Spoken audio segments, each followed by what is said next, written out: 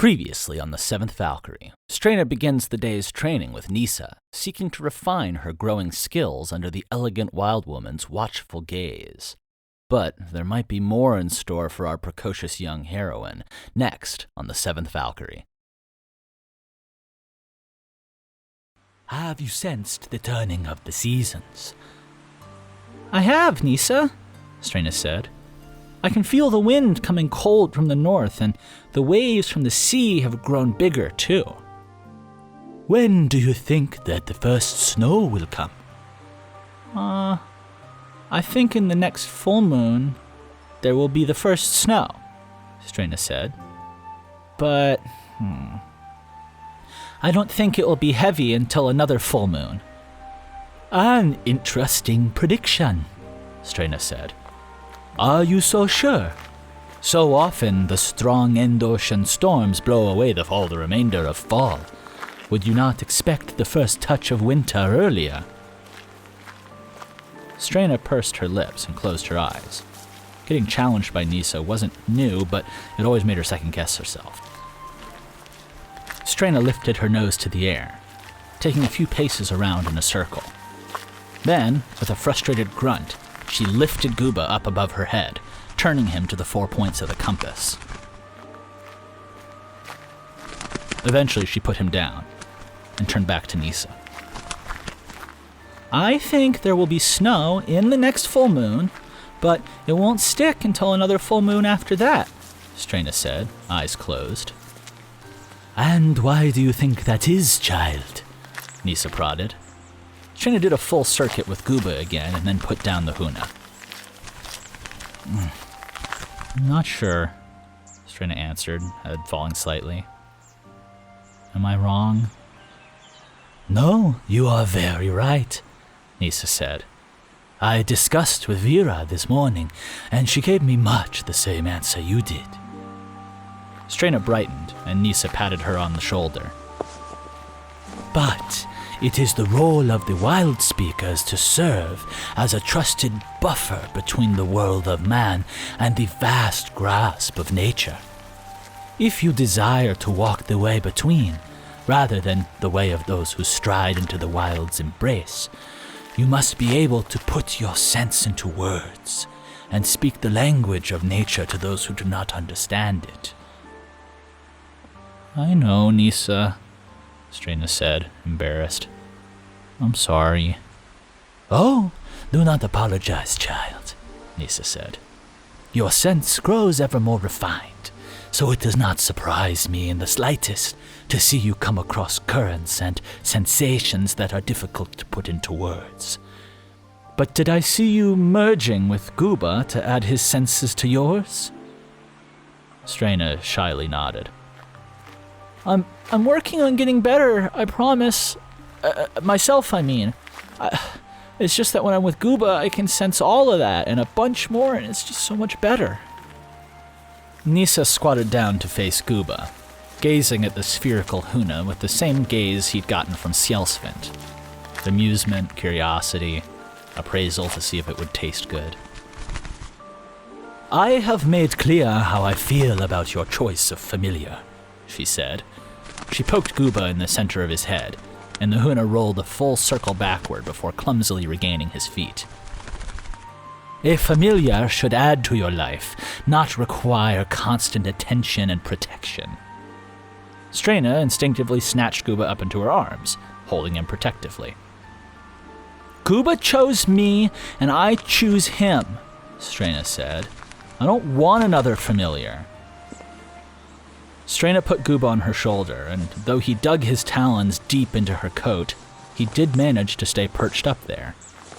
Any intense effort would dislodge him, but as they stood, she could feel herself harmonizing with the Huna.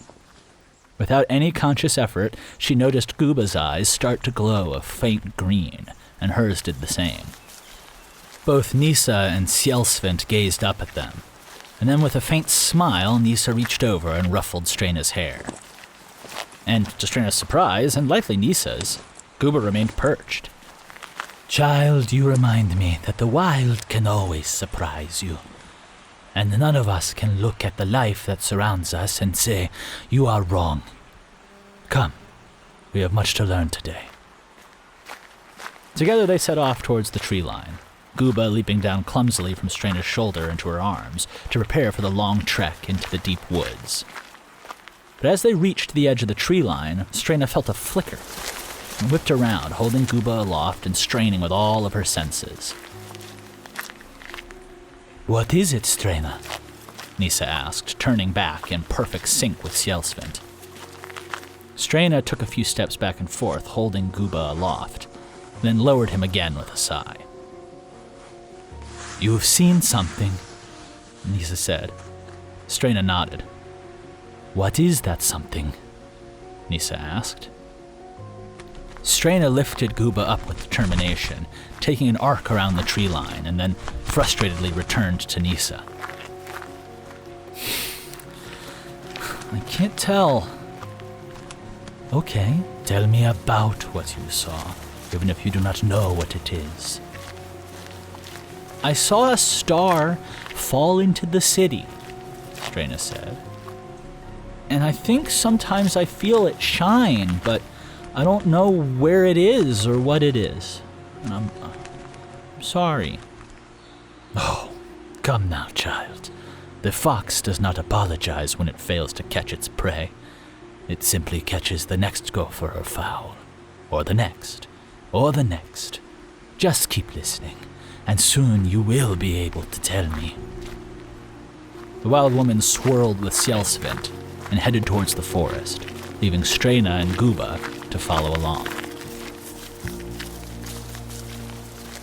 A few nights later, Strena was awake in the middle of the night.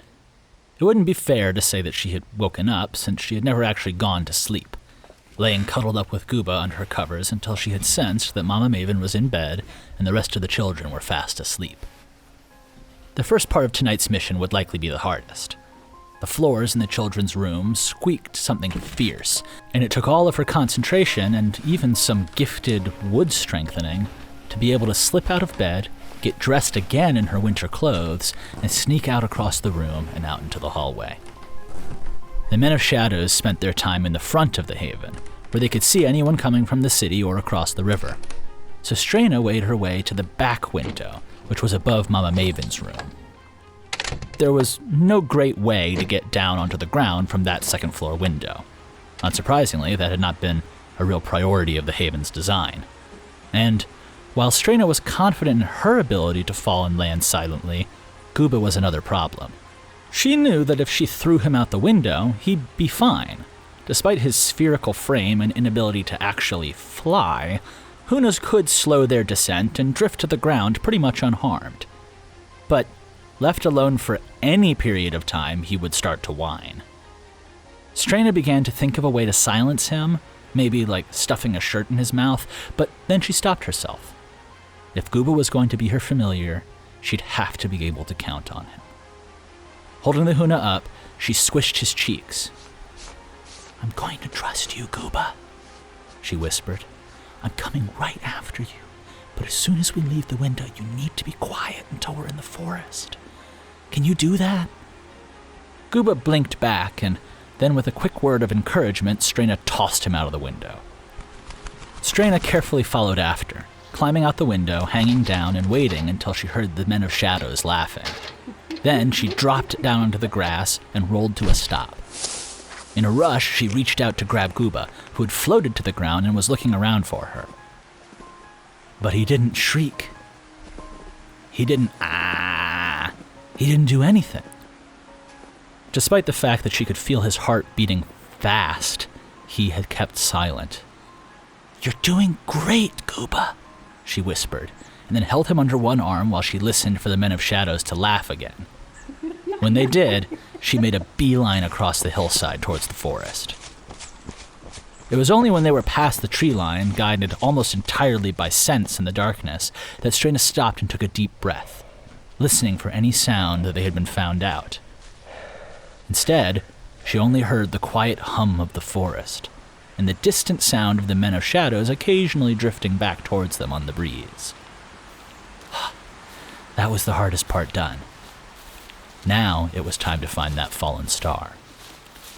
Strena had sensed it another few times in the few days since she'd seen Nissa, and each time it had been just on the edge of waking in sleep, when the town had been at its quietest.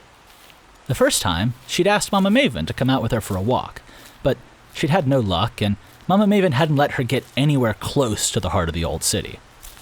The second time, Mama Maven had straight up shut her down, refusing to wake up and explaining that it was not the time to be wandering the city after dark. Strena had resisted a third and fourth night from leaving, but eventually decided that she would go completely crazy if she didn't learn the source of the fallen star's golden light. This time, she had resolved she would go alone, without any distractions, and without Mama Maven's weary, kindly impatience. Strena gave the haven a wide berth as she made her way away from the river, wandering along the edge of the tree line. During the day, on the occasions when the haven children went down into town for festivals and events, or to learn from the craftsmen and the sailors and the fishermen, the old city's energy was lively, yet organized. It was like the wild in that way, a place where there was a clear ebb and flow and order to the way of things, even if the specifics of what exactly caused that rhythm, or how to predict it, were beyond comprehension. In the evening, though, under the stars, the light was chaos. It was colorful waves of power and life, and it was as entrancing as it was terrifying. Against the backdrop of cool, calm blackness on all sides, the city came alive in the evenings, and Strena could have spent hours watching and listening as tracers of love and life and energy and emotion fizzed and fizzled and flew across the night sky. They rarely made sense, those nighttime magics of the old city. Sure, there were emotions that Strena recognized from haven life and from her time in the wild. There was fear and hunger and joy and laughter and singing and dancing and surprise and hope. But there were also these incomprehensible things, these blends of love and wanting, of hunger and joy, of chasing and hunting and being hunted, but in a weird way that was very different from the wild. And that was just what Strena could put into words. There were also many things stronger and stranger that Strena was sure she could turn into stories and tease from the chaos if the adults would just tell her what went on in the city. But even with an incomplete afterimage, the city at night was dramatic. It was stark and beautiful, and more often it could be terrifying. There was a reason the Men of Shadows had been sent to protect the Haven, and there was a reason that despite her confidence and curiosity, Strena still hugged the tree line. People at home were afraid, even as they laid calm and quiet in the safety of their beds. There were flickers on the street of something violent and furious that would bubble up from something Strena wasn't sure she'd ever understand, and then it would be gone. Out among the wild, the hunt and the circle of life was not something you could ignore. It was a part of existence for the fox to hunt the hare, for the shrew to hunt the grub, for the raptor to strike out at the fox, for the blood vine to then devour the raptor. Deep in the wild, that hunt was a part of life, the grand web and tapestry that all lives were woven into, but what flashed to life on the streets recently, more and more, was not simple hunger or fight or flight or competition. It manifested from something twisted and incomprehensible, from something irrational and unnatural, something that was violent for its own sake, hateful for the twisted pleasure of it, fearful but founded in greed and desperation and pain and jealousy and that strange hungering love. And more often than not, an eruption of fire or water or earth or ice, there would be a burst of blood and then a long, slow fading away, and it would be over. Just another strange shadow left in the aftermath of the dream and the drama distilled from an entire city.